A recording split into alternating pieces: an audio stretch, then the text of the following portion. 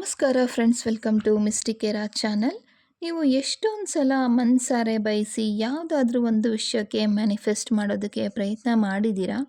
ಪ್ರತಿದಿನ ಅಫರ್ಮೇಷನ್ ಹೇಳಿದ್ದೀರಾ, ಕಣ್ಮುಚ್ಚಿ ವಿಜುವಲೈಸೇಷನ್ ಕೂಡ ಮಾಡ್ಕೊಂಡಿದ್ದೀರಾ, ಡೈರಿನಲ್ಲಿ ದಿನಗಟ್ಟಲೆ ಒಂದು ಅಫರ್ಮೇಷನ್ ಕೂಡ ಬರೆದಿದ್ದೀರಾ ಅನಿಸುತ್ತೆ. ಆದರೆ ಅದರ ರಿಸಲ್ಟ್ ಖಂಡಿತ ಬಂದಿಲ್ಲ, ಏನೂ ಬದಲಾಗ್ತಾ ಇಲ್ಲ ಅಂತ ಅನಿಸಿದರೆ ನೀವು ಅಂದ್ಕೊಂಡಿರ್ತೀರ, ನಾನು ಇಷ್ಟೆಲ್ಲ ಪಾಸಿಟಿವ್ ಆಗಿದ್ರು ನನ್ನ ಲೈಫ್ ಯಾಕೆ ಚೇಂಜ್ ಆಗ್ತಾ ಇಲ್ಲ, ಈ ಮ್ಯಾನಿಫೆಸ್ಟೇಷನ್ ಅನ್ನೋದು ಬರೀ ಸುಳ್ಳ ಅಂತ ನಿಮಗೆ ಅನಿಸಿದರೆ ಖಂಡಿತ ನೆನಪಿರಲಿ, ತಪ್ಪು ನಿಮ್ಮ ಆಸೆದಲ್ಲ.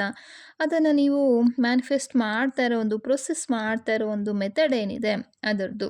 ನಿಮ್ಮ ಆಸೆಗಳು ಯೂನಿವರ್ಸ್ವರೆಗೂ ತಲುಪಿದ್ರು ಕೂಡ ಅವು ಯಾಕೆ ನಿಮ್ಮ ಜೀವನದಲ್ಲಿ ಇನ್ನೂ ಕೂಡ ಬಂದಿಲ್ಲ ಅನ್ನೋದಕ್ಕೆ ಕಾರಣ ಈ ವಿಡಿಯೋದಲ್ಲಿ ನಾವು ನೋಡೋಣ.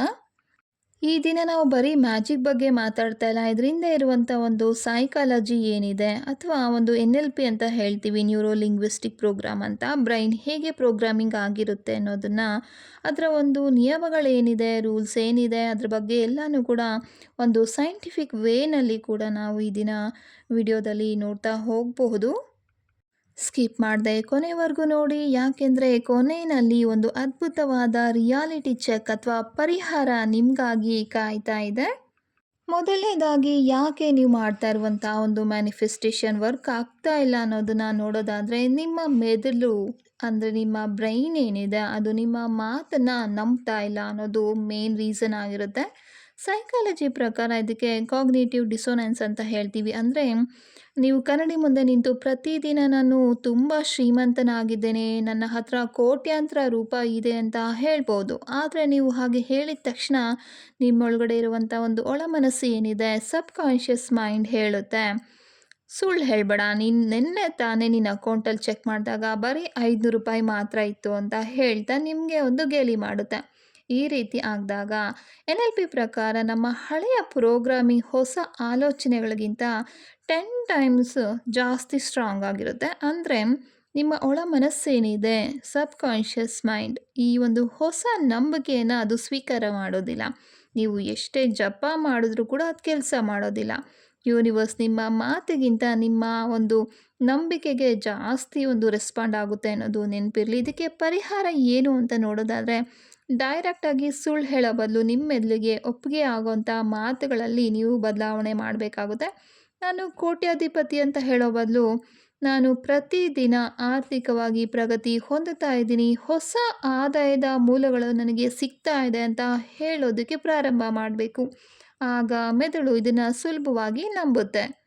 ಎರಡನೇ ಮುಖ್ಯ ಕಾರಣ ಏನು ಅಂದರೆ, ಡೌಟ್ ಪಡೋದು, ಭಯ ಪಡೋದು. ನಾವು ಬಯಸಿದ್ದನ್ನು ಮ್ಯಾನಿಫೆಸ್ಟ್ ಮಾಡ್ತಾ ಇದ್ದೀವಿ, ಆದರೆ ಅದಾಗ್ತಾ ಇಲ್ಲ ಅನ್ನೋ ಒಂದು ಭಯವನ್ನು ನೀವು ಮ್ಯಾನಿಫೆಸ್ಟ್ ಮಾಡ್ತಾ ಇದ್ದೀರಾ ಅಂತ ಒಂದು ಸಲ ಯೋಚನೆ ಮಾಡಿದ್ದೀರಾ? ತುಂಬ ಸಲ ನೀವು ಅಂದ್ಕೊಂಡಿರ್ತೀರ, ನನಗೆ ಈ ಕೆಲಸ ಸಿಗಬೇಕು, ನನ್ನ ಬಿಸ್ನೆಸ್ ಸಕ್ಸಸ್ ಆಗಬೇಕು ಅಂತ ಯೂನಿವರ್ಸ್ ಹತ್ರ ಕೇಳ್ತಾ ಇರ್ತೀರ. ಆದರೆ ಅದರ ಹಿಂದೆನೇ ಒಂದು ವೇಳೆ ಇದು ಸಿಗದೆ ಹೋದರೆ ಏನಾಗುತ್ತೆ, ಜನ ಏನು ಅಂದ್ಕೊಳ್ತಾರೆ, ಸಾಲಗಳೆಲ್ಲ ಇದೆ ಹೇಗೆ ತೀರಿಸ್ಲಿ ಅನ್ನೋ ಒಂದು ಅಲ್ಲಿ ಅಪನಂಬಿಕೆಯ ಬೀಜ ಕೂಡ ನೀವೇ ಬಿತ್ತುತ್ತಾ ಇದ್ದೀರಾ. ನೆನಪಿರಲಿ, ಯಾವತ್ತು ಸಂದೇಹ ಮತ್ತು ನಂಬಿಕೆ ಎರಡು ಒಂದೇ ಶಕ್ತಿಯನ್ನು ಹೊಂದಿರುತ್ತೆ. ನೀವು ಯಾವುದಕ್ಕೆ ಹೆಚ್ಚು ನೀರು ಹಾಕ್ತಿರೋ ಅದೇ ಬೆಳೆಯುತ್ತೆ. ನೀವು ಭಯಕ್ಕೆ ಗಮನ ಕೊಟ್ಟರೆ ಆ ಭಯನೇ ನಿಜ ಆಗುತ್ತೆ. ಆಧ್ಯಾತ್ಮಿಕವಾಗಿ ಹೇಳೋದಾದರೆ, ಯೂನಿವರ್ಸ್ಗೆ ಹೌದು ಅಥವಾ ಇಲ್ಲ ಅನ್ನೋ ಭಾಷೆ ಅರ್ಥ ಆಗೋದಿಲ್ಲ. ಅದಕ್ಕೆ ಕೇವಲ ನಿಮ್ಮ ಭಾವನೆಗಳ ಒಂದು ಫ್ರೀಕ್ವೆನ್ಸಿ, ಇಂಟೆನ್ಸಿಟಿ ಏನಿದೆ ಅದು ಮಾತ್ರ ಗೊತ್ತಾಗುತ್ತೆ. ನೀವು ಆಸೆ ಬಗ್ಗೆ ಯೋಚನೆ ಮಾಡುವಾಗ ಪ್ರೀತಿಗಿಂತ ಹೆಚ್ಚಾಗಿ ಅದು ಸಿಗದೆ ಹೋದರೆ ಅನ್ನೋ ಒಂದು ಭಯವನ್ನು ಫೀಲ್ ಮಾಡಿದರೆ, ನೇಚರ್ ಅಂದರೆ ಯೂನಿವರ್ಸ್ ಆ ಭಯನ ನಿಜವಾಗಿಸಿ ನಿಮ್ಮ ಮುಂದೆ ತಂದು ನಿಲ್ಲಿಸುತ್ತೆ. ಹಾಗಾಗಿ ಭಯ ಪಡದೆ ಯಾವುದೇ ಒಂದು ಕೆಲಸನ ಯಾರು ಮುಂದೆ ಹೋಗಿತಾರೋ, ಮುಂದೆ ನಡೆಸ್ತಾರೋ ಅವರಿಗೆ ಮಾತ್ರ ಸಕ್ಸಸ್ ಅನ್ನೋದು ಸಿಗುತ್ತೆ. ಮೂರನೇ ಮುಖ್ಯವಾದ ಕಾರಣ ಇನ್ನೊಂದು ಏನಿದೆ ಅಂತ ನೋಡೋದಾದರೆ, ನೀವು ಬಯಸೋದಕ್ಕಿಂತ ಸಮಸ್ಯೆ ಮೇಲೆ ಹೆಚ್ಚು ಗಮನ ಕೊಡ್ತಾ ಇರ್ತೀರ. ಅಂದರೆ RAS ಲಾ ಅಂತ ಹೇಳ್ತೀವಿ NLPನಲ್ಲಿ. NLPನಲ್ಲಿ ಒಂದು ಇದು ಅದ್ಭುತವಾದ ಪರಿಕಲ್ಪನೆ ಇದೆ. ಅದನ್ನು ರೆಟಿಕ್ಯುಲರ್ ಆಕ್ಟಿವೇಟಿಂಗ್ ಸಿಸ್ಟಮ್ ಅಂತ ಕೂಡ ಹೇಳ್ಬೋದು. ಇದು ನಿಮ್ಮ ಮೆದುಳಿನ ಫಿಲ್ಟರ್ ಇದ್ದಂತೆ. ಜಗತ್ತಿನಲ್ಲಿ ಕೋಟ್ಯಾಂತರ ಒಂದು ಇನ್ಫಾರ್ಮೇಷನ್ ಇರುತ್ತೆ, ಆದರೆ ನೀವು ಯಾವುದರ ಬಗ್ಗೆ ಹೆಚ್ಚು ಯೋಚನೆ ಮಾಡ್ತಾ ಇದ್ದೀರೋ ಜಗತ್ತಿನಲ್ಲಿ ಅದೇ ನಿಮಗೆ ಕಾಣಿಸೋ ರೀತಿ ಈ ಸಿಸ್ಟಮ್ ವರ್ಕ್ ಮಾಡುತ್ತೆ. ಎಕ್ಸಾಂಪಲ್ ನೋಡೋದಾದರೆ, ನೀವೊಂದು ನಿರ್ದಿಷ್ಟವಾದ ಬ್ರಾಂಡ್ ಕೆಂಪು ಕಾರನ್ನು ಖರೀದಿ ಮಾಡಬೇಕು ಅಂತ ಅಂದ್ಕೊಂಡಿದ ತಕ್ಷಣ ನಿಮಗೆ ರೋಡಲ್ಲಿ ಕಾಣ್ತಾ ಇರೋ ಹೋಗ್ತಾ ಇರೋ ಎಲ್ಲ ಕಾರ್ಗಳು ಆದಷ್ಟು ರೆಡ್ ಆಗಿ ಕಾಣಿಸೋದಕ್ಕೆ ಶುರುವಾಗುತ್ತೆ. ಕಾರ್ಗಳು ದಿಢೀರ್ನೆ ಜಾಸ್ತಿ ಆಗಿರೋದಿಲ್ಲ. ಬದಲಿಗೆ ಈ ಒಂದು RAS ಅನ್ನೋದು ಫಿಲ್ಟರ್ ಮಾಡಿ ನಿಮಗೆ ತೋರಿಸ್ತಾ ಇರುತ್ತೆ. ನಿಮ್ಮ ಗಮನ ಎಲ್ಲಿದೆಯೋ ನಿಮ್ಮ ಶಕ್ತಿ ಅಲ್ಲೇ ಹರಿತಾ ಇರುತ್ತೆ. ನೀವು ದಿನವಿಡೀ ನನ್ನ ಬಳಿ ಹಣ ಇಲ್ಲ, ನನ್ನ ಜೀವನದಲ್ಲಿ ನೆಮ್ಮದಿನೇ ಇಲ್ಲ, ನನಗೆ ಒಳ್ಳೆ ಅವಕಾಶಗಳೇ ಸಿಗ್ತಾ ಇಲ್ಲ ಅಂತ ಕೊರಗ್ತಾ ಇದ್ರೆ, ನಿಮ್ಮ ಮೆದುಳಿನ RAS ಸಿಸ್ಟಮ್ ಜಗತ್ತಿನಲ್ಲಿರುವಂಥ ನೆಗೆಟಿವ್ ವಿಷಯಗಳನ್ನೇ ಹುಡುಕಿ ಹುಡುಕಿ ನಿಮ್ಮ ಮುಂದೆ ತಂದು ನಿಲ್ಲಿಸುತ್ತೆ. ನೀವು ಹಣ ಬೇಕು ಅಂತ ಅಂದ್ಕೊಳ್ತೀರಾ, ಆದರೆ ಗಮನ ಎಲ್ಲ ಹಣ ಇಲ್ಲ ಅನ್ನೋ ಒಂದು ಕೊರತೆ ಮೇಲೆ ಇರುತ್ತೆ. ನಿಮ್ಮ ಫೋಕಸನ್ನು ಸಮಸ್ಯೆಯಿಂದ ಬದಲಾಯಿಸಿ ಪರಿಹಾರದ ಕಡೆಗೆ ತಿರುಗಿಸ್ದೇ ಇಲ್ಲ ಅಂದರೆ ಮ್ಯಾನಿಫೆಸ್ಟೇಷನ್ ಖಂಡಿತ ಸಾಧ್ಯ ಆಗೋದಿಲ್ಲ. ಮತ್ತೊಂದು ಮುಖ್ಯ ಕಾರಣ ಏನು ಅಂತ ನೋಡೋದಾದರೆ, ಅಟ್ಯಾಚ್ಮೆಂಟ್ ಮತ್ತು ಯಾವಾಗ ಅನ್ನೋ ಒಂದು ಹಪಾಹಪಿ ಇರುತ್ತಲ್ವ ಅದು. ಅಂದರೆ ಸ್ಕ್ಯಾಸಿಟಿ ಮೈಂಡ್ಸೆಟ್ ಅಂತ ಹೇಳ್ಬೋದು. ಮ್ಯಾನಿಫೆಸ್ಟೇಷನಲ್ಲಿ ಇದೊಂದು ದೊಡ್ಡ ತಡೆಗೋಡೆ ಅಂತಲೇ ಹೇಳ್ಬೋದು. ಓವರಾಗಿ ಅಟ್ಯಾಚ್ಮೆಂಟ್ ಆಗೋದು, ಅತಿಯಾಗಿ ಅಂಟ್ಕೊಳ್ಳೋ ಅಂಥದ್ದು. ತುಂಬ ಜನ ಮ್ಯಾನಿಫೆಸ್ಟ್ ಮಾಡೋದಕ್ಕೆ ಶುರು ಮಾಡಿದ ತಕ್ಷಣ ಪ್ರತಿದಿನ ಹತಾಶೆಯಿಂದ ಪ್ರಶ್ನೆ ಕೇಳ್ಕೊಳ್ತಾರೆ. ಯಾವಾಗ ಸಿಗುತ್ತೆ? ಯಾಕಿನ್ನೂ ಸಿಕ್ಕಿಲ್ಲ? 1 ವಾರ ಆಯಿತು ಅಫರ್ಮೇಷನ್ ಹೇಳಿ, ಆದರೂ ಬಂದಿಲ್ಲ. 1 ತಿಂಗಳಾಯಿತು ಇನ್ನೂ ಆಗಿಲ್ಲ. ಇದೆಲ್ಲ ಸುಳ್ಳು. ನಾನು ಇಷ್ಟೆಲ್ಲ ಮಾಡ್ತಿದ್ದೀನಿ, ದೇವ್ರಿಗೆ ನಮ್ಮ ಮೇಲೆ ಕರುಣೆನೇ ಬಂದಿಲ್ಲ. ಈ ರೀತಿ ಎಲ್ಲ ಅಂದ್ಕೊಳ್ತಾ ಇರ್ತೀರ. ಆದರೆ ಫ್ರೆಂಡ್ಸ್, ನೀವು ಹೋಟೆಲ್ಗೆ ಹೋಗಿ ಆರ್ಡ್ರ್ ಮಾಡಿದ ತಕ್ಷಣ 2 ನಿಮಿಷಕ್ಕೆ ಕಿಚನ್ ಒಳಗಡೆ ಹೋಗಿ ಅಡುಗೆ ಆಯಿತಾ, ಯಾಕಿಷ್ಟು ತಡ ಅಂತ ಕೇಳ್ತೀರಾ? ಇಲ್ಲ ಅಲ್ವಾ? ಮಾಸ್ಟರ್ ಶೆಫ್ ಮೇಲೆ ನಂಬಿಕೆಯಿಂದ ಕಾಯ್ತಾ ಇರ್ತೀರ. ಅದೇ ರೀತಿ ಇಲ್ಲೂ ಕೂಡ ಫಲಿತಾಂಶಕ್ಕಾಗಿ ಅತಿಯಾಗಿ ಅಂಟ್ಕೊಳ್ಬಾರ್ದು. ನೀವು ಯೂನಿವರ್ಸ್ಗೆ ನನ್ನ ಹತ್ರ ಅದಿಲ್ಲ, ನನಗೆ ಅರ್ಜೆಂಟಾಗಿ ಬೇಕು, ಈ ಒಂದು ಕೊರತೆ ಇದೆ ಅನ್ನೋ ಒಂದು ವೈಬ್ರೇಷನನ್ನು ಕಳಿಸ್ತಾ ಇದ್ದೀರಾ.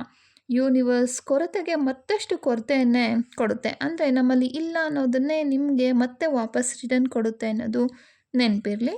ಮ್ಯಾನಿಫೆಸ್ಟೇಷನ್ಗೆ ಬೇಕಾಗಿರುವಂಥದ್ದು ತುಂಬ ಡೀಪಾಗಿರೋ ಒಂದು ನಂಬಿಕೆ ಮತ್ತು ಆಸೆ. ಇದೆಲ್ಲದನ್ನು ಕೂಡ ಪ್ರಕೃತಿಗೆ ಅಂದರೆ ಯೂನಿವರ್ಸ್ಗೆ ನೀವು ಬಿಟ್ಬಿಡಬೇಕು. ಅದು ಖಂಡಿತ ಕೊಟ್ಟೇ ಕೊಡುತ್ತೆ ಅನ್ನೋ ಒಂದು ನಂಬಿಕೆಯಿಂದ ನೀವು ಯಾವಾಗ ಕಾಯ್ತಾ ಇರ್ತೀರೋ, ಖಂಡಿತ ಅದು ಡಬಲ್ ಆಗಿ ಖಂಡಿತ ನಿಮ್ಮ ಹತ್ರ ಬಂದೇ ಬರುತ್ತೆ. ಮತ್ತೊಂದು ಮುಖ್ಯ ಕಾರಣ ಏನು ಅಂತ ನೋಡೋದಾದರೆ, ನಿಮ್ಮ ಸೆಲ್ಫ್ ಐಡೆಂಟಿಟಿ ಮತ್ತು ನೆಗೆಟಿವ್ ಸೆಲ್ಫ್ ಟಾಕ್. ನಿಮ್ಮ ಸೆಲ್ಫ್ ಐಡೆಂಟಿಟಿ ಅಂದರೆ ನಿಮ್ಮ ಬಗ್ಗೆ ನಿಮಗೆ ಇರುವಂಥ ಒಂದು ಗುರುತು ಏನಿದೆ, ನಿಮ್ಮ ಮ್ಯಾನಿಫೆಸ್ಟೇಷನ್ಗೆ ಹೊಂದಾಣಿಕೆನೇ ಆಗ್ತಾ ಇರೋದಿಲ್ಲ. ನೀವು ನನಗೆ ಕೋಟಿ ರೂಪಾಯಿ ಬೇಕು ಅಂತ ಮ್ಯಾನಿಫೆಸ್ಟ್ ಮಾಡ್ಬೋದು, ಆದರೆ ನಿಮ್ಮ ಸ್ವಂತ ಗುರುತು ಅಥವಾ ಐಡೆಂಟಿಟಿ ಇನ್ನೂ ನಾನೊಬ್ಬ ಸಾಮಾನ್ಯ ಮಧ್ಯಮ ವರ್ಗದ ಒಂದು ಮಿಡಲ್ ಕ್ಲಾಸ್ ಪರ್ಸನ್ ಅನ್ನೋದು ನಿಮಗೆ ಹೇಳ್ತಾ ಇರುತ್ತೆ. ದೊಡ್ಡ ಕನಸುಗಳು ನನ್ನ ಕೈಲಿ ಸಾಧ್ಯ ಇಲ್ಲ ಅನ್ನೋ ಒಂದು ಮಟ್ಟದಲ್ಲಿದ್ದರೆ, ನಿಮ್ಮ ಒಂದು ಬಿಹೇವಿಯರ್ ಆಗಿರ್ಬೋದು ಅಥವಾ ನಿಮ್ಮ ಡಿಸಿಷನ್ ಅದೇ ಹಳೆಯ ಒಂದು ಬಡತನಕ್ಕೆ ಜೀವನವನ್ನು ಹೊಂದ್ಕೊಂಡು ಹೋಗಿರುತ್ತೆ, ಸೃಷ್ಟಿ ಕೂಡ ಮಾಡ್ಕೊಂಡಿರುತ್ತೆ. ನೀವು ಕನ್ನಡಿ ಮುಂದೆ ನಿಂತು ರಾಜನಂತೆ ಯೋಚಿಸ್ಬೇಕು, ಆದರೆ ನಿಮ್ಮ ಒಳಗಿರೋ ಒಂದು ಐಡೆಂಟಿಟಿ ಭಿಕ್ಷುಕನ ಥರ ಖಂಡಿತ ಇರಬಾರ್ದು. ಮೊದಲು ಒಳಗಡೆ ನಿಮ್ಮ ಐಡೆಂಟಿಟಿ ಬದಲಾಗಬೇಕು, ಆಮೇಲೆ ಹೊರಗಡೆ ಇರುವಂಥ ಒಂದು ರಿಯಾಲಿಟಿ ಖಂಡಿತ ಬದಲಾಗುತ್ತೆ. ಇದ್ರ ಜೊತೆ ನಿಮ್ಮ ಒಂದು ನೆಗೆಟಿವ್ ಟಾಕ್ಸ್ ಏನಿದೆ ಅಲ್ವಾ, ನಾನು ಒಂದು ಬುದ್ಧಿ ಇಲ್ಲದೆ ಇರೋವಂಥವ್ರು, ನನಗೆ ಅದೃಷ್ಟನೇ ಇಲ್ಲ, ನನಗೆ ಎಲ್ಲನೂ ಕೆಟ್ಟದೇ ಆಗುತ್ತೆ, ನನಗೆ ಯಾವತ್ತೂ ಒಳ್ಳೆಯದಾಗಲ್ಲ, ಈ ರೀತಿ ತಮಾಷೆಗೂ ಕೂಡ ಹೇಳ್ಕೋಬಾರ್ದು. ಯಾಕಂದರೆ ನಿಮ್ಮ ಸಬ್ಕಾನ್ಷಿಯಸ್ ಮೈಂಡ್ಗೆ ಯಾವುದು ಸರಿ ಯಾವುದು ತಪ್ಪು, ಇವರು ಸುಮ್ಮನೆ ಹೇಳ್ತಿದ್ದಾರೆ ಅನ್ನೋದು ಯಾವುದು ಕೂಡ ಅರ್ಥ ಆಗೋದಿಲ್ಲ. ತಪ್ಪು ಮತ್ತು ಸತ್ಯದ ಒಂದು ಸುಳ್ಳು ಮತ್ತು ಸತ್ಯದ ನಡುವಿರುವಂಥ ಒಂದು ವ್ಯತ್ಯಾಸ ಕೂಡ ಗೊತ್ತಾಗೋದಿಲ್ಲ. ನೀವು ಒಂದು ಮೈಂಡ್ಫುಲಿ ಯಾವಾಗ ಇದನ್ನು ಹೇಳ್ತಾ ಇದ್ದೀರೋ ಅದನ್ನೇ ಅದು ಸತ್ಯ. ಅದು ಮೈಂಡ್ಫುಲಿ ಹೇಳ್ಬೋದು, ಇಲ್ಲದೇ ಇರ್ಬೋದು, ಹಾಗೆ ತಮಾಷೆಗೆ ಕೂಡ ಹೇಳ್ಬೋದು, ಅದನ್ನೇ ಸತ್ಯ ಅಂತ ನಂಬುತ್ತೆ. ಹಾಗಾಗಿ ಯಾವತ್ತೂ ಕೂಡ ಸೆಲ್ಫ್ ಟಾಕ್ ಏನಿದೆ ಅದನ್ನು ಕೆಟ್ಟದಾಗಿ ಹೇಳ್ಕೋಬಾರ್ದು. ನಮ್ಮ ಹತ್ರ ಅದಿಲ್ಲ, ಇದಿಲ್ಲ, ಅದು ನನಗೆ ಸರಿ ಹೋಗೋದಿಲ್ಲ, ಈ ರೀತಿ ಪದಗಳು. ಇನ್ನೊಂದು ಮುಖ್ಯವಾದ ವಿಷಯ ಏನಂತ ನೋಡೋದಾದರೆ, ಎಮೋಷನ್ ಮತ್ತು ಡಿವೈನ್ ಟೈಮಿಂಗ್. ಕೇವಲ ಗಿಳಿಗಳು ಹೇಳೋ ರೀತಿ ಪದಗಳನ್ನು ನೀವು ಪಠಿಸಿದ್ರೆ ಖಂಡಿತ ಸಾಕಾಗೋದಿಲ್ಲ. NLP ಮತ್ತು ಒಂದು ಸ್ಪಿರಿಚುವಲ್ ಎರಡೂ ಒಂದು ದಾರಿನಲ್ಲಿ ನೋಡೋದಾದರೆ, ಮನಸ್ಸಿನ ಆಳಕ್ಕೆ ಈ ಒಂದು ಎಮೋಷನ್ಸ್ ಅನ್ನೋದು ಇಲ್ಲಿ ಬೇಕಾಗುತ್ತೆ. ಪದಗಳು ಕೇವಲ ದೇಹ ಇರೋ ರೀತಿ ಅಷ್ಟೇ. ನೀವು ಏನೆಲ್ಲ ಒಂದು ಅಫರ್ಮೇಷನ್ ಬರಿತಾ ಇರಬಹುದು, ಅದೆಲ್ಲನೂ ಕೂಡ ಒಂದು ಫಿಸಿಕಲ್ ಬಾಡಿ ರೀತಿ. ಆದರೆ ಭಾವನೆಗಳು ಅದಕ್ಕೆ ಜೀವ ನೀಡುವಂಥ ಒಂದು ಸೋಲ್ ರೀತಿ ವರ್ಕ್ ಆಗುತ್ತೆ. ನಿಮ್ಮ ಆಸೆ ಈಗಾಗಲೇ ಈಡೇರಿದೆ ಅಂತ ನೀವು ಯಾವಾಗ ಒಂದು ಎಮೋಷ್ನಲಿ ಫೀಲ್ ಆಗ್ತೀರಾ, ಗ್ರ್ಯಾಟಿಟ್ಯೂಡ್ ಫೀಲ್ ಆಗ್ತೀರಾ, ಸಂತೋಷ ಆಗಿರ್ಬೋದು, ವಿಶ್ವಾಸ ಆಗಿರ್ಬೋದು, ನೀವು ಈಗಲೇ ನಿಮ್ಮ ಒಂದು ಫಿಸಿಕಲ್ ಬಾಡಿ ಜೊತೆ ಮತ್ತು ಮನಸ್ಸಿನ ಜೊತೆ ಎರಡನ್ನೂ ಸೇರಿ ಅನುಭವ ಮಾಡಬೇಕಾಗುತ್ತೆ. ಒಂದು ಬಾಡಿನಲ್ಲಿ ಕೂಡ ಆ ಒಂದು ಎಮೋಷನ್ಸ್ ಅನ್ನೋದು ಫೀಲ್ ಆಗಬೇಕು. ಯಾವುದಾದ್ರೂ ಒಂದು ಗೇಮಲ್ಲಿ ಗೆದ್ದಾಗ ನಾವು ಎಷ್ಟೊಂದು ಖುಷಿ ಪಡ್ತೀವಿ, ಅದೇ ಒಂದು ಖುಷಿಯನ್ನು ನಾವು ಗೆಲ್ತೀವಿ ಅನ್ನೋ ಒಂದು ಆಸೆಯಿಂದ ಯಾವಾಗ ಅನುಭವಿಸ್ತೀರಾ, ಈಗ ನನಗೆ ಆಲ್ರೆಡಿ ಸಿಕ್ಕಿದೆ ಆ ಒಂದು ವಸ್ತು, ಆ ಒಂದು ಸಕ್ಸಸ್ ನನಗೆ ಸಿಕ್ಕಿದೆ ಅನ್ನೋ ಒಂದು ಫೀಲ್ ನಿಮ್ಮ ಬಾಡಿ ಮತ್ತು ಮೈಂಡ್ ಎರಡನ್ನೂ ಅನುಭವ ಮಾಡಿದಾಗ ಮಾತ್ರ ಈ ಒಂದು ಮ್ಯಾನಿಫೆಸ್ಟೇಷನ್ ಅನ್ನೋದು ನಿಜ ಆಗುತ್ತೆ. ಆಗ ಒಂದು ಹೈ ವೈಬ್ರೇಷನಲ್ ಸ್ಟೇಟ್ಗೆ ನಿಮ್ಮ ಮೆದುಳು ಅನ್ನೋದು ತಲುಪುತ್ತೆ. ಈ ಒಂದು ಮ್ಯಾನಿಫೆಸ್ಟೇಷನ್ ಅನ್ನೋದು ಆಗಲೇ ವರ್ಕ್ ಆಗೋದಕ್ಕೆ ಶುರು ಆಗುತ್ತೆ. ಮತ್ತೊಂದು ಮುಖ್ಯವಾದ ವಿಷಯ ಅಂದರೆ ಡಿವೈನ್ ಟೈಮಿಂಗ್ ಅನ್ನೋದನ್ನು ನಾವು ನಂಬಬೇಕಾಗುತ್ತೆ. ಒಂದು ಬೀಜವನ್ನು ಹಾಕಿದ ತಕ್ಷಣ ಅದು ಮಾರನೇ ದಿನಕ್ಕೆ ಹಣ್ಣು ಕೊಡೋದಕ್ಕೆ ಶುರುವಾಗೋದಿಲ್ಲ. ಅದಕ್ಕೆ ಮಣ್ಣು, ನೀರು, ಗಾಳಿ ಇದೇ ರೀತಿ ಸಮಯ ಕೂಡ ಬೇಕಾಗುತ್ತೆ. ಹಾಗೆ ನಿಮ್ಮ ಆಸೆಗಳಿಗೂ ಕೂಡ ಒಂದು ಸರಿಯಾದ ಸಮಯ ಅನ್ನೋದಿರುತ್ತೆ. ಅಲ್ಲಿವರೆಗೂ ಕೂಡ ನೀವು ಯೂನಿವರ್ಸ್ ಮೇಲೆ ಸಂಪೂರ್ಣ ನಂಬಿಕೆ, ತಾಳ್ಮೆಯಿಂದ ವೆಯ್ಟ್ ಮಾಡಬೇಕಾಗುತ್ತೆ. ಇನ್ನೊಂದು ಮುಖ್ಯವಾದ ವಿಷಯ ಏನು ಅಂದರೆ, ದಯವಿಟ್ಟು ಅರ್ಥ ಮಾಡ್ಕೊಳ್ಳಿ, ಮ್ಯಾನಿಫೆಸ್ಟೇಷನ್ ಅಂದರೆ ಯಾವುದೇ ಮ್ಯಾಜಿಕ್ ಅಥವಾ ಮಾಟ ಮಂತ್ರ ಅಲ್ಲ. ಕೇವಲ ರೂಮ್ನಲ್ಲಿ ಕೂತ್ಕೊಂಡು ಕಣ್ಮುಚ್ಚಿ ಯೋಚನೆ ಮಾಡಿದ್ರೆ ಆಕಾಶದಿಂದ ದುಡ್ಡಿನ ಸುರಿಮಳೆಂತೂ ಖಂಡಿತ ಬರೋದಿಲ್ಲ. ಯಶಸ್ಸು ನಿಮ್ಮ ಮನೆ ಬಾಗಿಲು ತಟ್ಟೋದಿಲ್ಲ. ಭಗವದ್ಗೀತೆಯಲ್ಲೂ ಕೂಡ ಕೃಷ್ಣ ಹೇಳಿರೋದು ಇದನ್ನೇ ಅಲ್ವಾ. ನೀವು ಹಣವನ್ನು ಮ್ಯಾನಿಫೆಸ್ಟ್ ಮಾಡ್ತಾ ಇದ್ದರೆ ಮೊದಲು ಹಣಕಾಸಿನ ಕೌಶಲ್ಯಗಳನ್ನ, ಸ್ಕಿಲ್ಗಳನ್ನು ನೀವು ಕಲಿಬೇಕಾಗುತ್ತೆ, ಆ್ಯಕ್ಷನನ್ನು ತಗೋಬೇಕಾಗುತ್ತೆ. ಒಂದು ಒಳ್ಳೆಯ ಸಂಬಂಧವನ್ನು ಮ್ಯಾನಿಫೆಸ್ಟ್ ಮಾಡ್ತಾ ಇದ್ದೀರ ಅಂದರೆ ಮೊದಲು ನಿಮ್ಮ ಒಂದು ಕಮ್ಯುನಿಕೇಷನ್ ಸ್ಕಿಲ್ಸ್ ಆಗಿರ್ಬೋದು ಅಥವಾ ನಿಮ್ಮ ಒಂದು ಪರ್ಸ್ನಾಲಿಟಿ ಇಂಪ್ರೂವ್ ಮಾಡ್ಕೋಬೇಕಾಗುತ್ತೆ. ಒಂದು ಆರೋಗ್ಯನ ನೀವು ಬಯಸ್ತಾ ಇದ್ದೀರಾ ಅನ್ನೋದಾದರೆ ನಿಮ್ಮ ಆಹಾರ, ಜೀವನ ಶೈಲಿ ಎಲ್ಲದನ್ನು ಕೂಡ ಚೇಂಜ್ ಮಾಡ್ಕೋಬೇಕಾಗುತ್ತೆ. Manifestation plus mindset plus aligned action ಅಂದರೆ ಮ್ಯಾನಿಫೆಸ್ಟೇಷನ್ ಮಾಡುವಾಗ ನಿಮ್ಮ ಮೈಂಡ್ಸೆಟ್ ಎಷ್ಟು ಇಂಪಾರ್ಟೆಂಟ್ ಆಗಿರುತ್ತೋ, ನೀವು ಮಾಡುವಂಥ ಒಂದು ಆ್ಯಕ್ಷನ್ಸ್ ಏನಿದೆ ಅದು ಕೂಡ ಅಷ್ಟೇ ಇಂಪಾರ್ಟೆಂಟ್ ಆಗಿರುತ್ತೆ. ಆಗಲೇ ಬೆಟರ್ ರಿಸಲ್ಟ್ ಅನ್ನೋದು ನಿಮಗೆ ಸಿಗುತ್ತೆ ಅನ್ನೋದು ನಾವು ಇಲ್ಲಿ ನೋಡ್ಬೋದು. ಯೂನಿವರ್ಸ್ ನಿಮಗೆ ತುಂಬ ದಾರಿಗಳನ್ನು ತೋರಿಸ್ತಾ ಇರುತ್ತೆ, ಸರಿಯಾದ ವ್ಯಕ್ತಿಗಳನ್ನು ಕೂಡ ನಿಮಗೆ ಕಳಿಸ್ಕೊಡುತ್ತೆ, ಅವಕಾಶಗಳನ್ನು ತರುತ್ತೆ. ಆದರೆ ಆ ದಾರಿನಲ್ಲಿ ಹೆಜ್ಜೆ ಇಟ್ಟು ಕಷ್ಟಪಟ್ಟು ನಡಿಬೇಕಾಗಿರೋದು ನಿಮ್ಮ ಕೆಲಸ ಆಗಿರುತ್ತೆ. ನಿಮ್ಮ ಮ್ಯಾನಿಫೆಸ್ಟೇಷನ್ ತಡ ಆಗ್ತಾ ಇದೆ ಅಂದರೆ ಯೂನಿವರ್ಸ್ ನಿಮ್ಮನ್ನು ನಿರ್ಲಕ್ಷ್ಯ ಮಾಡ್ತಾ ಇದೆ ಅಂತ ಅರ್ಥ ಅಲ್ಲ. ಬಹುಶಃ ನೀವು ಕೇಳೋದಕ್ಕಿಂತ ದೊಡ್ಡದಾಗಿರೋದನ್ನು ನೀಡೋದಕ್ಕೆ ನಿಮ್ಮನ್ನು ಇನ್ನಷ್ಟು ಶಕ್ತಿಶಾಲಿಯನ್ನಾಗಿ ಪ್ರಿಪೇರ್ ಮಾಡ್ತಾ ಇರಬಹುದು.